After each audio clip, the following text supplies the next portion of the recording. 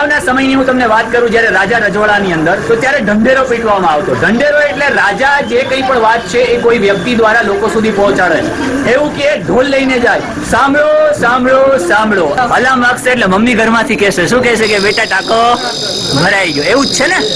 વાહ, ખૂબ સરસ. એ પ્રાણી અહીંયા ડીચુક ડીચુક કરતું આ બાજુ આવે છે, બરાબર ને? હા, એમ કુદરતી ખેતીનો એ લોકોએ પ્રોજેક્ટ બનાવ્યો છે. કેવી રીતે કરીશું કુદરતી ખેતી?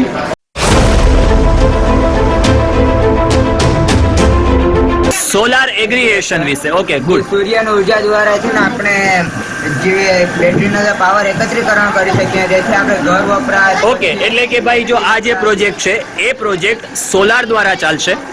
ઇલેક્ટ્રિસિટીને બચાવી શકાય અને ઉર્જા બચાવી અને આ સોલાર દ્વારા જે કંઈ પણ આપણા ઘરની અંદર આપણે ઇલેક્ટ્રિસિટીનો ઉપયોગ કરીએ છીએ આ તમામ ઇલેક્ટ્રિસિટી આના દ્વારા ઉપયોગ થશે. એવું છે ને? એમાં ખેતીવાડીમાં આપણે પાણી પીવડાવી શકીએ બાય મોટર.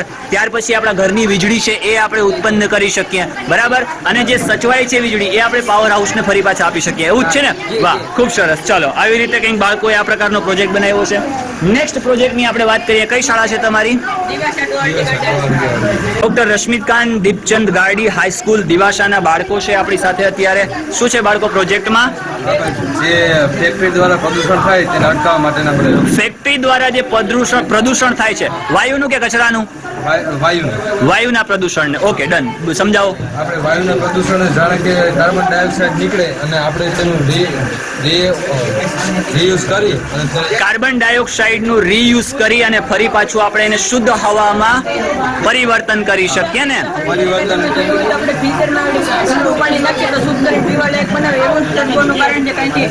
આ શું છે?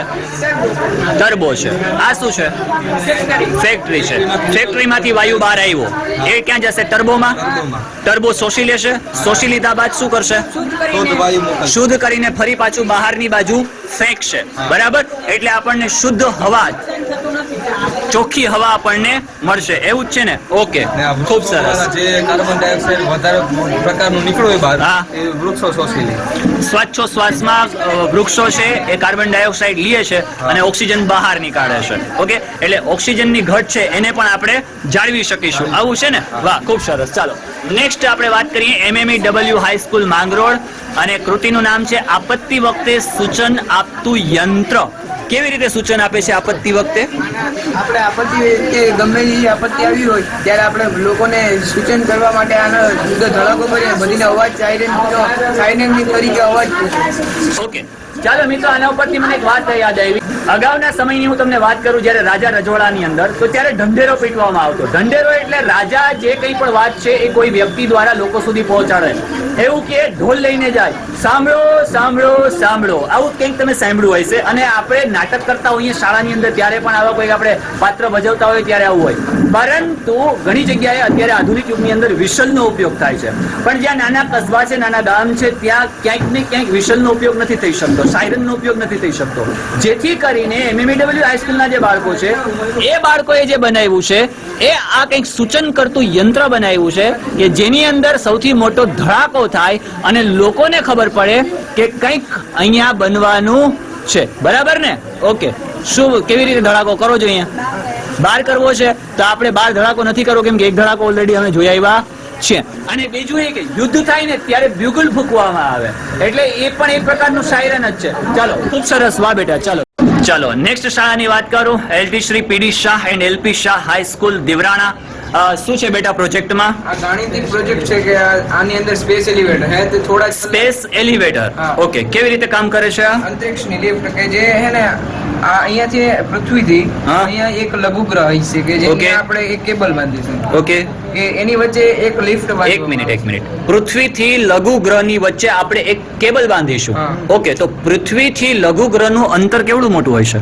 47,000 જેટલું. તો એવડું મોટું કેબલ કેવી રીતે આપણે મેનેજ કરીશું? એટલે કે નેનોટ્યુબ, કાર્બન નેનોટ્યુબને કેબલ લેવામાં આવશે એટલે તે હે ને પોલાદ કરતા 20 ગણું મજબૂત હશે. ઓકે, એના વજન હે ને બહુ ઓછું હશે, હલકો હોય છે.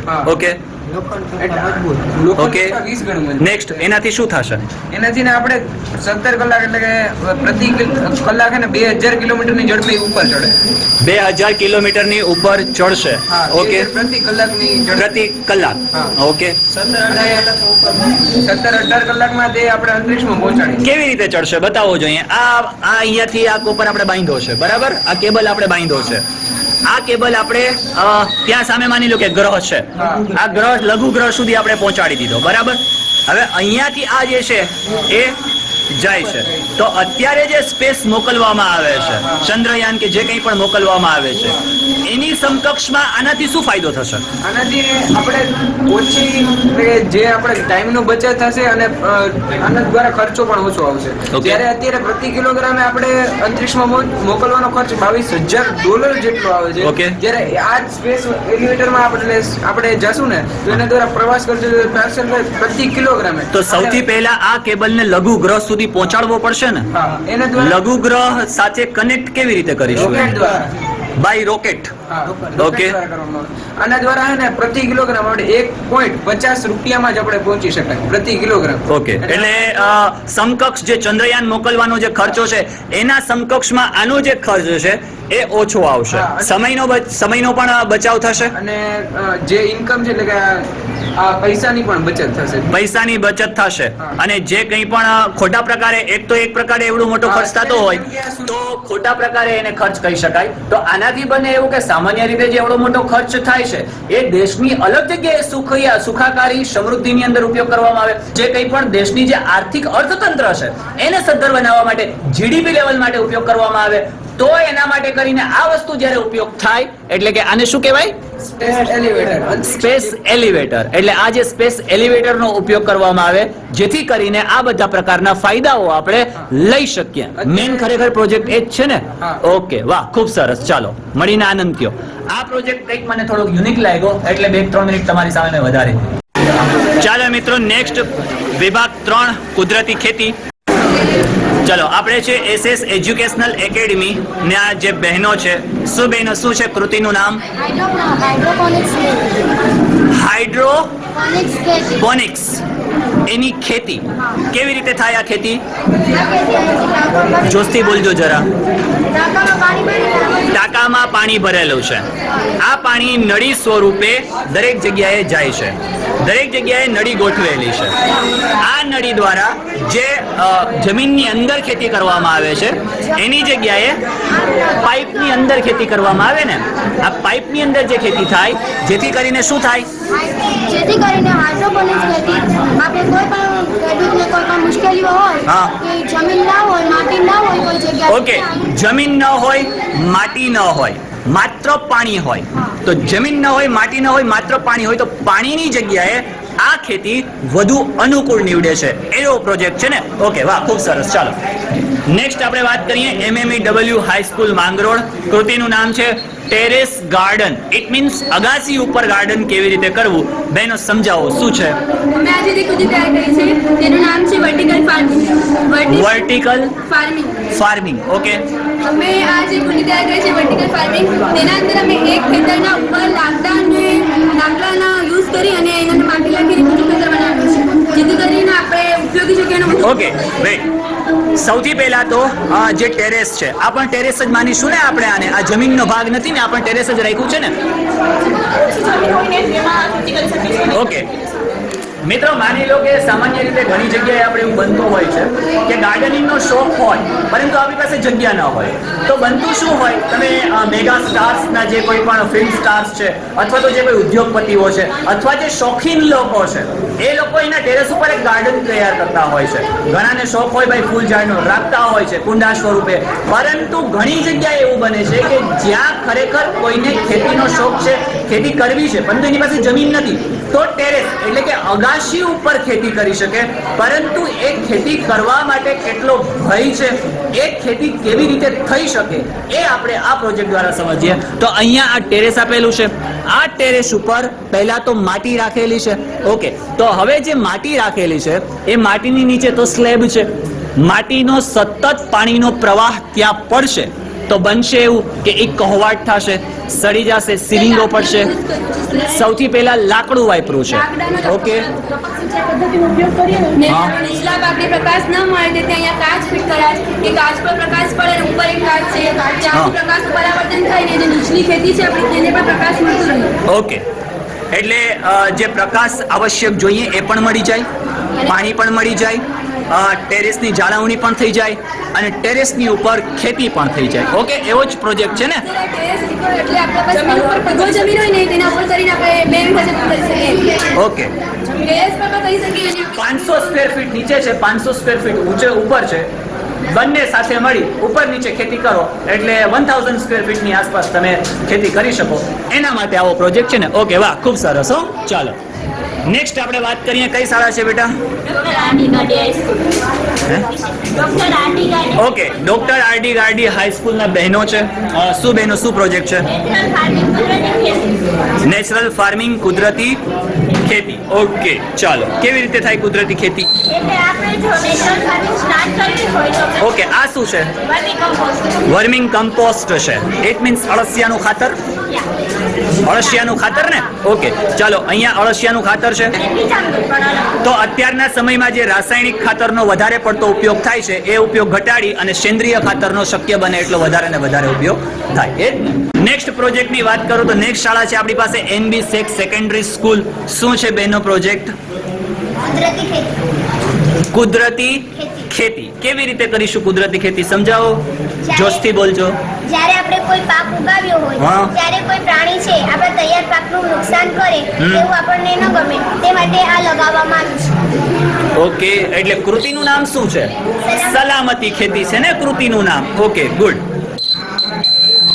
ઓકે, અત્યારે હાલ માર્કેટમાં જે ઝટકા મશીનો છે સેમ આપણે પ્રોજેક્ટ કૃતિ રજૂ કરી છે ને.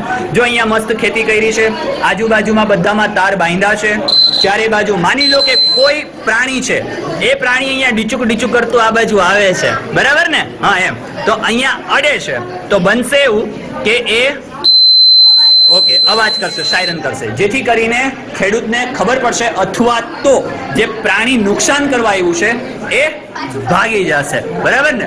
અને એનાથી પ્રાણીને નુકસાન થશે નહીં? થાય ને, ખાલી અવાજ જ કરશે ને. કરંટ કે એવું કશું તો નહીં લાગે ને આમાં. વાહ, ખૂબ સરસ.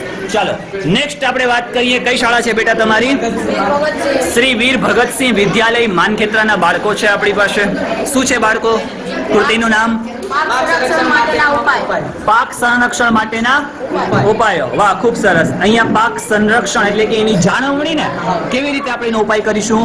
જાણે કે કોઈ ગાય કે ભેંસ અથવા તેને ખાવા કરે છે ઓકે. સાયરન અને લાઈટ વાપરે.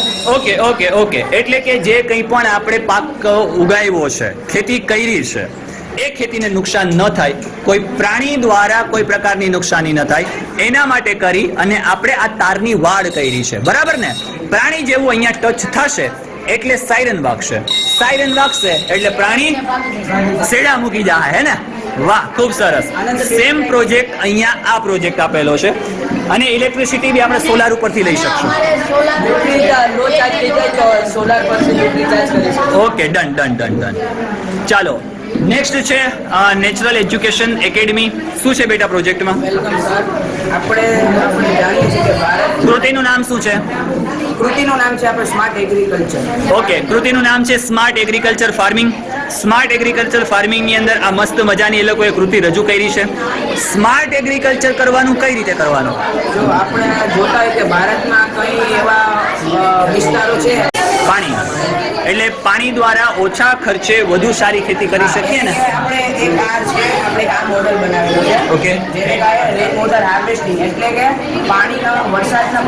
વરસાદના પાણીનું સંરક્ષણ થાય, એ સંરક્ષણ દ્વારા આપણે સારી એવી ખેતી કરી શકીએ, એવો પ્રોજેક્ટ છે ને. વાહ, ખૂબ સરસ. ચાલો મિત્રો, નેક્સ્ટ સ્કૂલ સુનિધિ સદભાવ કન્યા વિનય મંદિર માંગરોળ. શું નામ છે બેન કૃતિનું? કુદરતી ખેતી. ઓકે, મસ્ત મજાનું કુદરતી ખેતીનો એ લોકોએ પ્રોજેક્ટ બનાવ્યો છે. કેવી રીતે કરીશું કુદરતી ખેતી?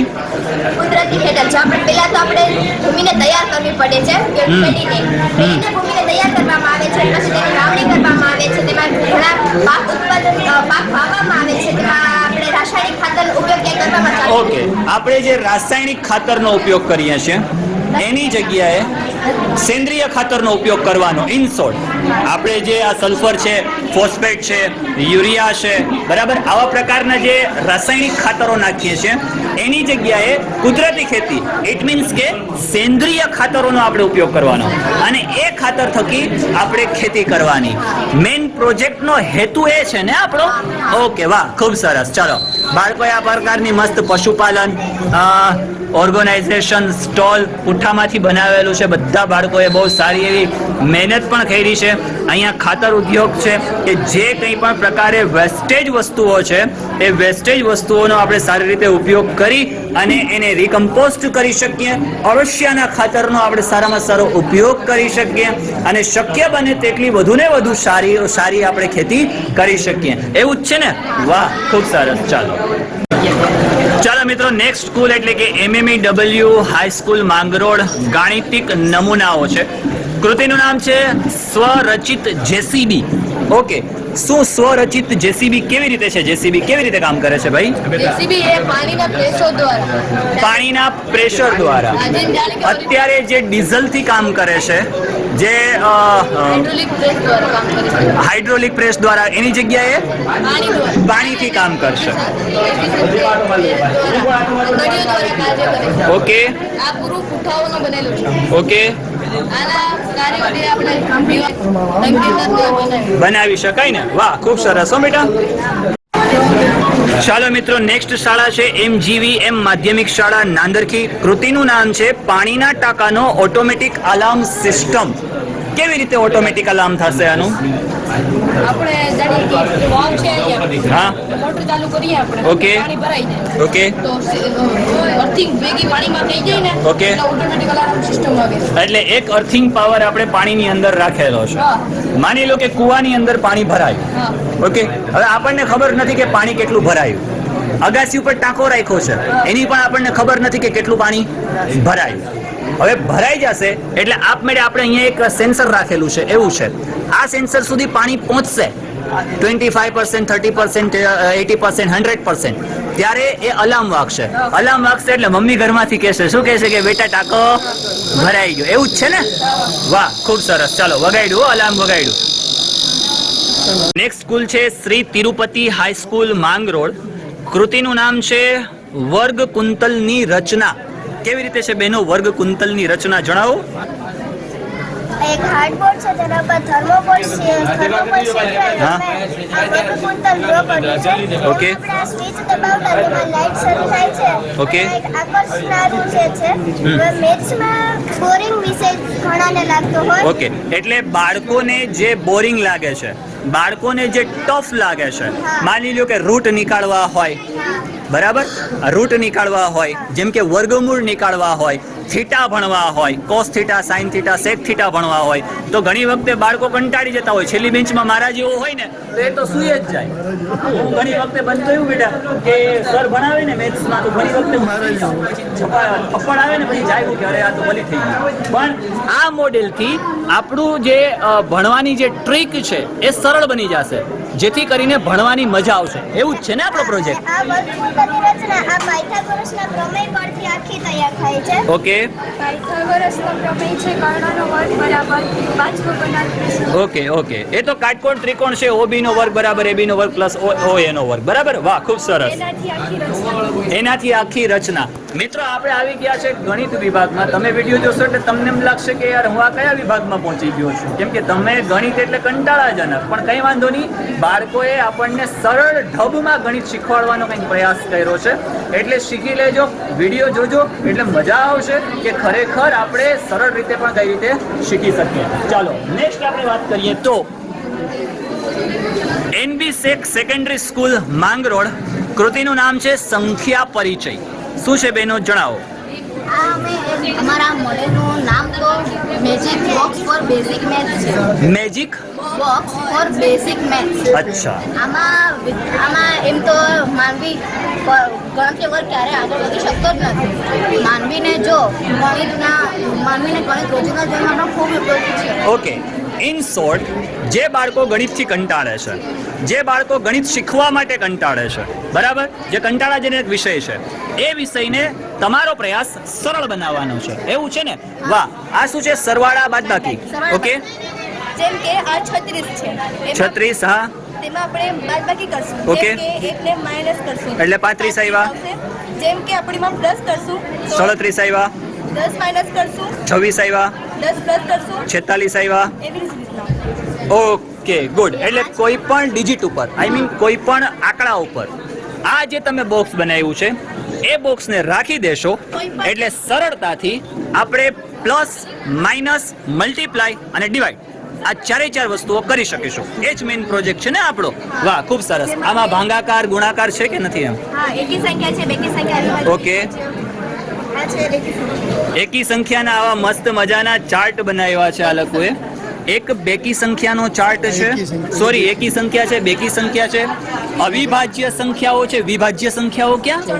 ચડતો ક્રમ છે, ઉતરતો ક્રમ છે, અચ્છા, વિભાજ્ય સંખ્યાઓ છે, વર્ગ અને ઘન છે, અને સાથે બ્લુ કપડું છે. એ કઈ નથી, તમે એવું ન વિચારતા કે બ્લુ કપડું શું છે, બટ જે કંઈ પણ ગાણિતિક એકી સંખ્યા, બેકી સંખ્યા, અવિભાજ્ય સંખ્યા, ત્યાર પછી સાદું રૂપ છે, અથવા તો એવા કોઈ પ્રકારના પ્રમેયો છે, અથવા તો એવા પ્રકારના સરવાળા, બાદબાકી, ગુણાકાર, ભાગાકાર, આ તમામ વસ્તુ ગણવા માટે આ બહેનોએ આ પ્રકારનો મસ્ત એવો પ્રોજેક્ટ બનાવ્યો છે. વાહ, ખૂબ સરસ હો બેના. ચાલો, ત્યાર પછીની શાળા છે નેચરલ એજ્યુકેશન એકેડમી માંગરોળ, કે જેનો કૃતિનું નામ શું છે બેટા? વરસાદથી ભીંજાતા કપડાં અટકાવવા માટેનું સ્ટેન્ડ. ઓહો, ઘણી વખતે એવું બનતું હોય કે વરસાદ પડ્યો, કપડાં ભીના પડ્યા છે, સુકવવા તો સુકવવા ક્યાં? આપણે ઘરની અંદર સૂકવી દેતા હોય ગમે ત્યાં. હું તો દોરી બાંધી દઉં છું ને સૂકવી દઉં છું, આવું કરું છું. બટ આ બાળકો કંઈક નવીનતા લઈ આવ્યા છે કે ખરેખર વરસાદ પડ્યો